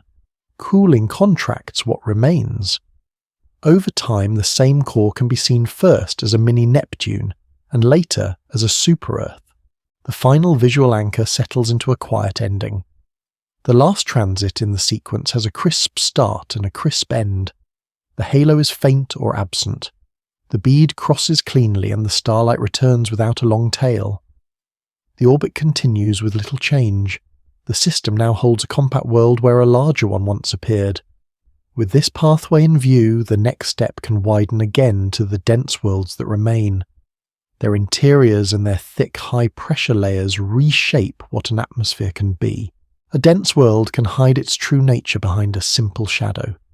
A super-Earth's measured size often reveals only the outermost layers, while the deep interior remains a quiet question.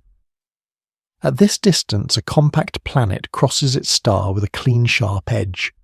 The dimming begins and ends with crisp timing. The silhouette looks like a stone bead with almost no haze. The first unlock arrives softly. A sharp limb often means the atmosphere is thin or low, so the radius mostly traces solid ground and high-pressure air. The main visual anchor becomes a slow descent into the planet's layers, imagined as changing textures rather than a literal cut. The topmost layer is a skin of gas that thins quickly with height. Beneath it, a crustal shell is rigid and darker. Below that shell, a mantle zone glows faintly in heat but remains opaque. The planet's gravity compresses each layer. The boundary between layers is not a line. It is a gradient where density increases with depth. A subtle payoff follows. A planet can be larger in mass without looking much larger in radius, because compression keeps the radius from growing. The center is not simply more of the same rock. Pressure changes the rules. At higher pressure, familiar minerals rearrange their atoms into tighter forms. The planet becomes more compact with each added layer of weight. One term can hold this idea and then release it. Compression is the shrinking of volume under weight and pressure, like blankets stacked on blankets that flatten the lower folds, like clay pressed under a steady palm until it spreads and thins. It matters because it explains why a massive super-Earth can still look only modestly larger than Earth.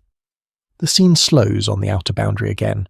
The limb remains sharp, yet a faint brightness gradient appears near the terminator. A thin belt of high-altitude gas is present. It is not tall enough to make a wide halo. Still, it can carry a temperature gradient from day side to night side. The belt is slightly thicker on the warmer side and slightly thinner on the cooler side. The edge is not fuzzy.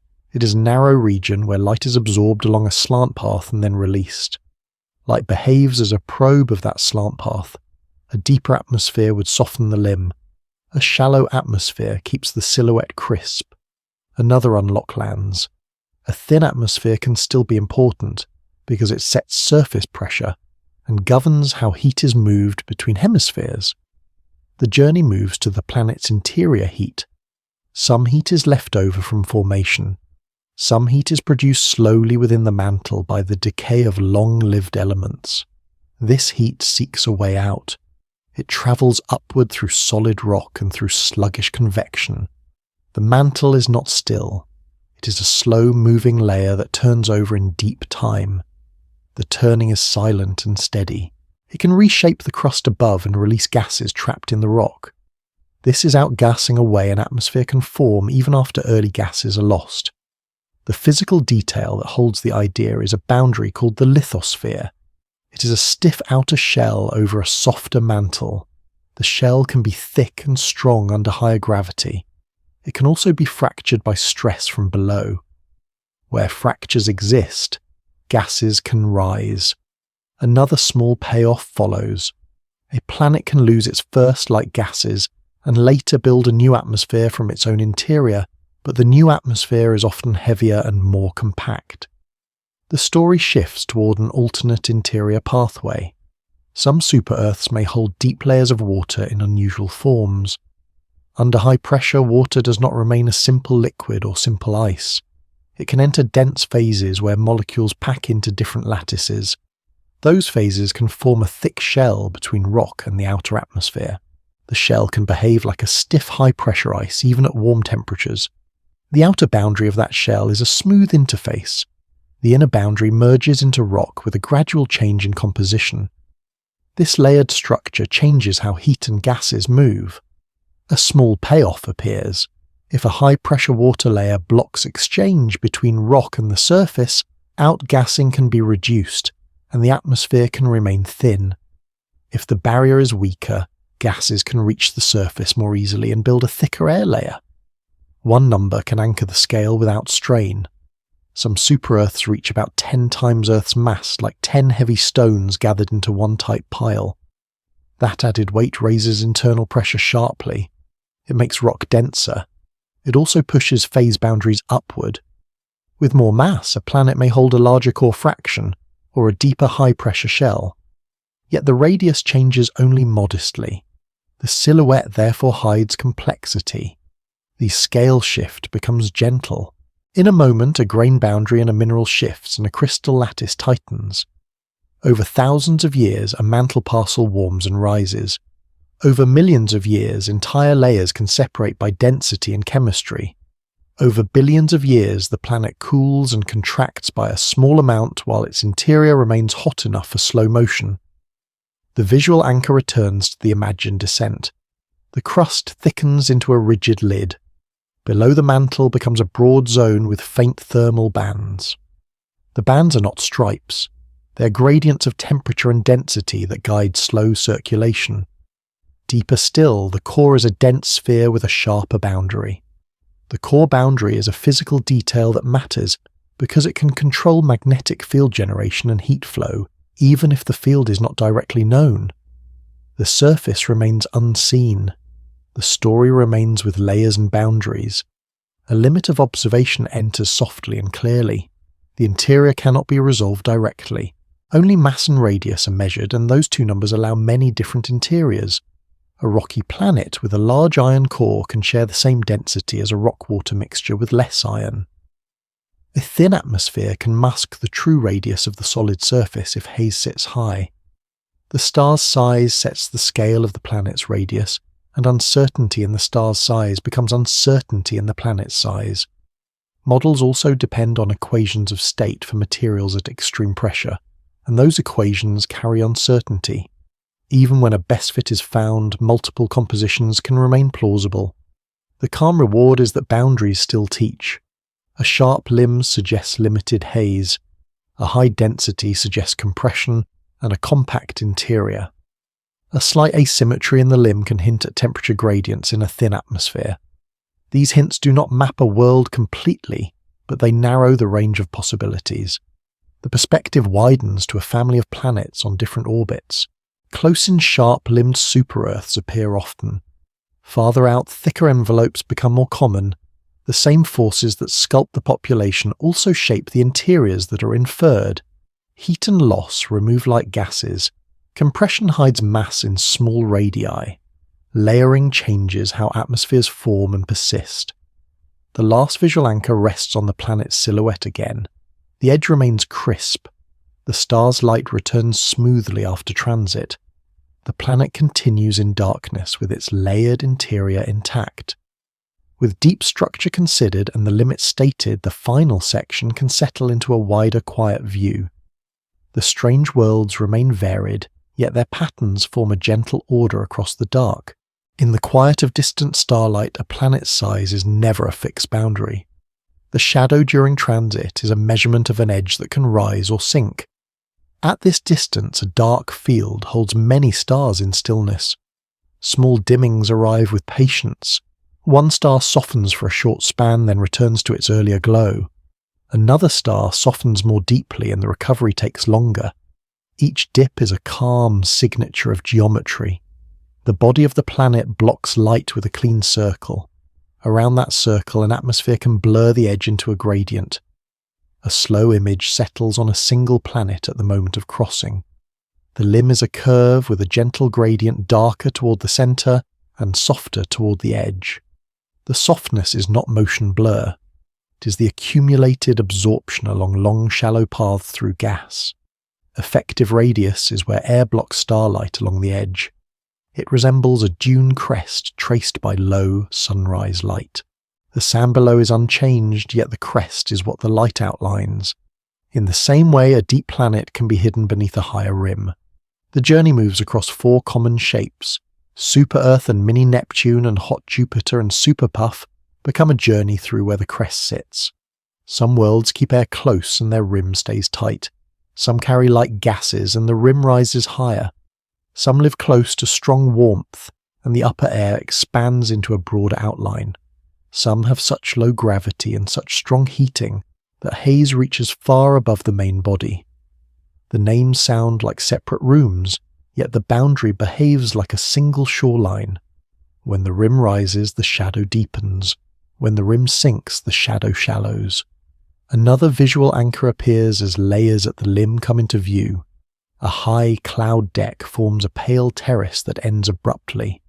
Above it, thinner haze forms a softer veil. The veil is made of tiny grains that scatter light. The grains create a faint elevated ring of dimming around the silhouette. The ring is not solid. It is a gradient that thickens where haze is richer and thins where it clears. In that region, the atmosphere is not uniform. Temperature changes with height. Chemistry shifts with pressure. Clouds appear where gases condense and they vanish where air turns dry. These layers decide which altitudes become opaque to slanting starlight. One number can anchor the scale without crowding the mind. A mini-Neptune can be about 4 times Earth's radius, like a small berry scaled up to a grapefruit. The grapefruit is not heavy stone. Much of that extra size is a light envelope. Envelope means a thick outer layer of gas around the planet. The envelope can be thin and compact or tall and diffuse. Heat and gravity set its height. Gravity presses gas downward and steepens the gradient. Heat lifts gas upward and softens the gradient. When heat dominates, the crest rises and the rim looks larger. When gravity dominates, the crest settles and the rim looks smaller. A scale shift becomes gentle here.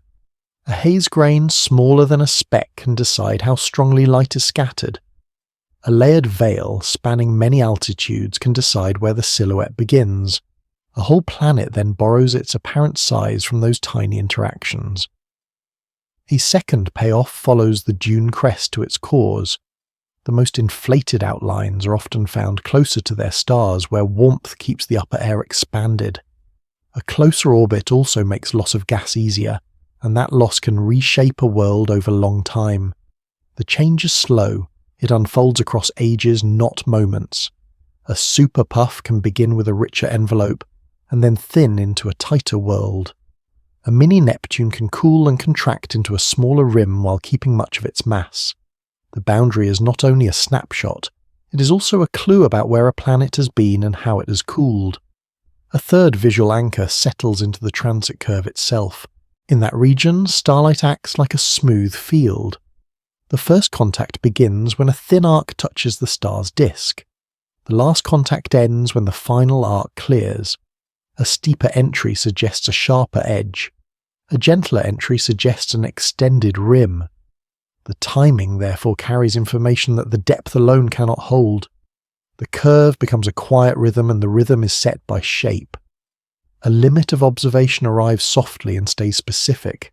A signal would carry only the depth and timing of a dip in starlight. Many different rims can produce similar dips. A high cloud terrace can hide deeper layers and mimic a smaller world. A thin haze veil can lift the crest and mimic a larger world. If the star's own radius is uncertain, the planet's radius inherits that uncertainty. If the star's surface varies in brightness, the dip can be distorted. The outline is inferred rather than directly seen, and the inference has finite resolution. That limit does not erase the story. It simply means the dune crest appears through mist, not as a hard-cut line. The perspective widens to the whole family of strange planets and returns to calm. Large rims make larger shadows, and larger shadows stand out more easily against the natural flicker of distant light. Smaller rims can be present in great numbers, yet their shadows can pass quietly. The set of silhouettes that rise above background variation is therefore tilted toward the inflated and the close. That tilt does not change the underlying physics. It only changes which crests are easiest to outline in starlight. A final visual anchor settles like a slow breath. Many systems turn in darkness. Orbits repeat with steady timing. Some planets carry compact edges, some carry wide hazy rings, some keep a sharp cloud terrace, some fade into soft gradients with no single line. Across all of them the same quiet rules repeat. Gravity compresses, heat expands. Light maps the height where air turns opaque along a slanted path. The categories now feel less like separate islands and more like points along one shoreline. The shoreline is the dune crest drawn by light and reshaped by warmth. Beneath it, deep interiors remain quiet and dense. Above it, thin air remains responsive and light. In that balance, a single transit becomes a calm hint of a long history. Starlight keeps flowing and shadows keep forming until the scene returns to stillness.